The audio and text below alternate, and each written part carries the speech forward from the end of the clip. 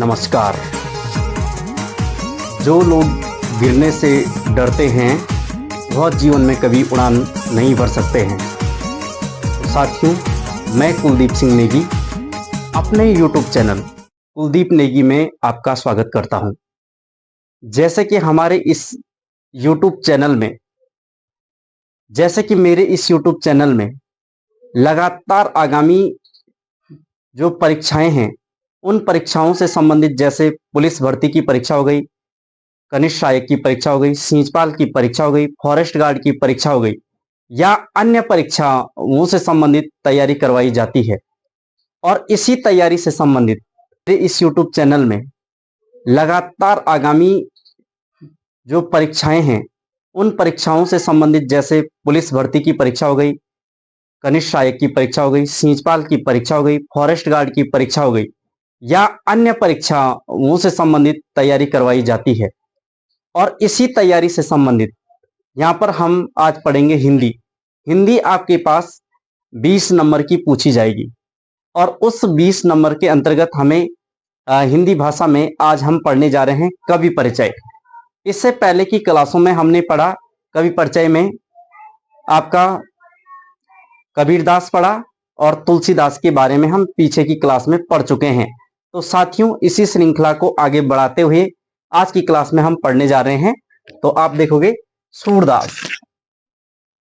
सूरदास जन्म से ही अंधे थे और इन्होंने कृष्ण भक्ति पर अपनी रचनाएं लिखी हैं। और जन्म से अंधे होने पर भी इनका नाम अमर हो जाता है। तो इनकी प्रमुख रचनाएं हैं। ये श्री कृष्ण के अनन्य उपासक थे।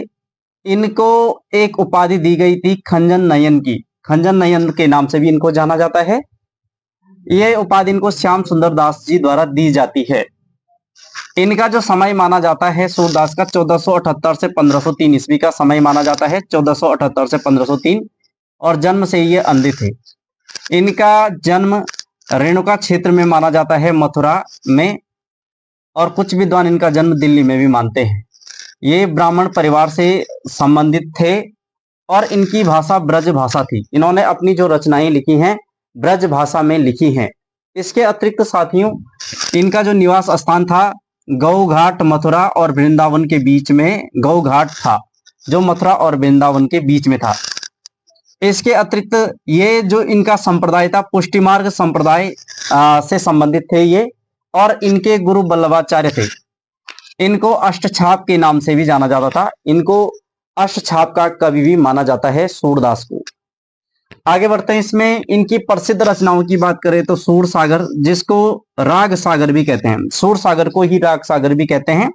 सूर सागर में भगवान श्री कृष्ण की बाल लीलाओं, बाल जीवन का वर्णन किया इन्होंने। इसके अतिरिक्त सूरदास के जो ग्रंथ है सूर सागर, साहित्य लहरी, सूर सरावली इनके प्रमुख ग्रंथ हैं। इनकी प्रसिद्ध रचनाओं की बात करें तो साहित्य लहरी, सूर सरावली, नल दमयंती, ब्यालो, नागलीला, गोवर्धन लीला, सूर पचीसी, भ्रमर गीत इनकी प्रमुख रचनाएं हैं। दूसरा आता है इसमें मीराबाई। मीराबाई के बारे में चर्चा करें तो मीराबाई का जन्म 1498 में होता है और 1546 में इनकी मृत्यु हो जाती है। इनका जन्म कुड़की गांव जो है मारवाड़ में होता है, जो राजस्थान के अंतर्गत होता है। और मीराबाई कृष्ण भक्ति की अनन्य कवयित्री हैं और इनको हिंदी की पहली कवयित्री भी माना जाता है। इसके अतिरिक्त इनका विवाह जो होता है भोजराज से होता है, जो राणा सांगा का पुत्र होता है भोजराज, उनसे इनका विवाह होता है और सिसोदिया परिवार में होता है। इनके गुरु संत रैदास थे। इनकी प्रसिद्ध रचनाओं की बात करें तो राग गोविंद, गीत गोविंद, नरसिंह जी का मायरा, राग सोरठा, मीरा मुक्तावली नरोत्तम दास द्वारा संपादित है। मीरा मुक्तावली की जो रचनाएं हैं, मीरा से संबंधित जो रचनाएं हैं, नरोत्तम दास ने उनको संकलित किया है। तो साथियों, ये मीरा से संबंधित है। कृष्ण भक्त जो मीरा थी, मीरा कृष्ण भगवान श्री कृष्ण की अनन्य उपासक मानी जाती हैं। इसके अतिरिक्त यहाँ पर रसखान के बारे में बात करें, रसखान एक मुस्लिम कवि थे और रसखान का जन्म 1548 से 1628 में इनकी मृत्यु मानी जाती है। इनका मूल नाम सैयद इब्राहिम था और श्री कृष्ण से अथाह प्रेम होने की वजह से इन्होंने श्री कृष्ण की प्रमुख रचनाएं भी की हैं और भगवान श्री कृष्ण की के बाल जीवन का वर्णन किया है।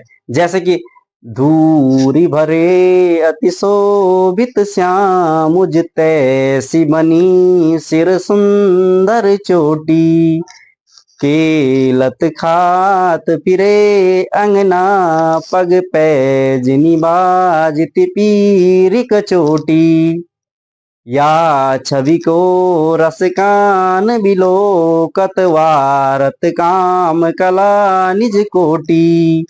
इन्होंने भगवान श्री कृष्ण की बाल जीवन का सुंदर वर्णन किया है। तो इनकी ये अकबर के समकालीन थे और मुस्लिम कवि थे। इनकी कृष्ण भक्ति की जो इनको दीक्षा दी गोस्वामी विठल दास द्वारा इनको कृष्ण भक्ति की शिक्षा दी जाती है। कृष्ण भक्ति से संबंधित इनकी जो प्रमुख रचनाएं हैं 1614 में प्रेम वाटिका, अगली है दान लीला, अष्टायाम, सुजान, रसखान, इनकी प्रमुख रचनाएं हैं। इनकी रचनाओं का संग्रह रसखान रचनावली में किया गया है। रसखान की रचनाओं का संग्रह रसखान रचनावली में किया गया है। तो साथियों ये समझा हमने रसखान के बारे में। इसके बाद हम पढ़ने जा रहे हैं राजेश जोशी। इंपोर्टेंट कवि हैं राजेश जोशी और राजेश जोशी से परीक्षाओं में बहुत सारे प्रश्न भी पूछे जा चुके हैं। तो राजेश जोशी के बारे में जाने तो इनका जन्म 1946 मध्य प्रदेश में होता है। इनका कहानी संग्रह है राजेश जोशी का कपिल का पेड़। इनका कहानी संग्रह है कपिल का पेड़। इनका कविता संग्रह है एक दिन बोलेंगे पेड़। इनका कविता संग्रह एक दिन बोलेंगे पेड़। दो पंक्तियों के बीच इनका कविता संग्रह है राजेश जोशी का दो पंक्तियों के बीच। मिट्टी का चेहरा नेपथ्य में हंसी। मिट्टी का चेहरा नेपथ्य में हंसी। इनका नाटक है दादू जंगल अच्छे आदमी टंकारा का गाना। इनका नाटक है दादू जंगल अच्छे आदमी टंकारा का गाना। इनको पुरस्कार दिया गया 2002 में दो पंक्तियों के बीच के लिए इनको साहित्य अकादमी पुरस्कार दिया गया राजेश जोशी जी को 2002 में दो पंक्तियों के बीच के लिए साहित्य अकादमी पुरस्कार।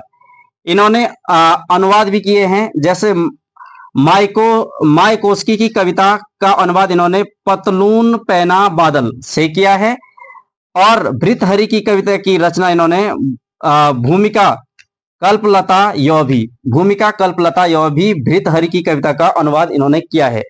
तो साथियों ये थी हमारी हिंदी की श्रृंखला के अंतर्गत आज के मुख्य कवियों से संबंधित जो उनकी प्रमुख रचनाएं हैं उनके जीवन के बारे में आज की क्लास में हमने समझा। तो साथियों आप अपनी तैयारी को निरंतर ऊर्जा के साथ करते रहिए, जरूर आपको सफलता मिलेगी और लगातार आप मजबूती के साथ आगे बढ़ते रहें।